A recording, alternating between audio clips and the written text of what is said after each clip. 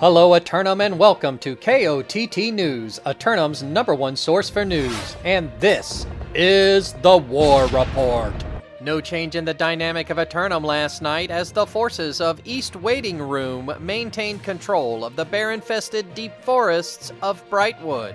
No change in the weather of Eternum today either, as the sun shines all day long once again, until western typhoons will push invasions along the southern peninsula. 5 submissions for Simulated Fantasy Combat Resolution tonight, brought to you by LARPGO.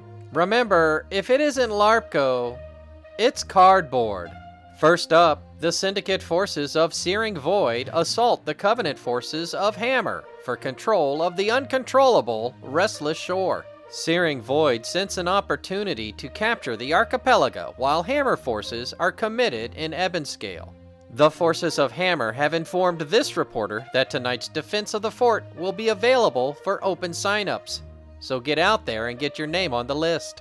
Then, the Covenant forces of Booty Clapital assail the Syndicate forces of East Sindoff Team for control of First Light and the flow of the spice. Booty Clapital return once again for the abundant spices of First Light. Have they improved since last month? East Sindoff Team have held the region longer than any other current Great House, marking them as the most tenured ongoing Great House.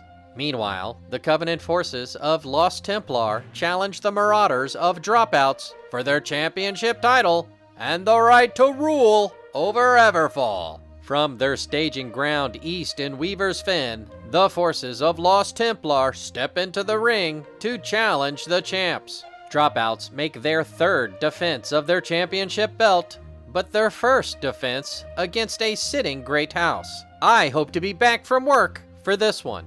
In one nightcap matchup, the Covenant forces of Gilded Outlaws rob the Marauders of Dropouts and attempt to steal the financial capital of Windsward. Gilded Outlaws return to the scene, having tasted the Great House experience, and they want to drink some more.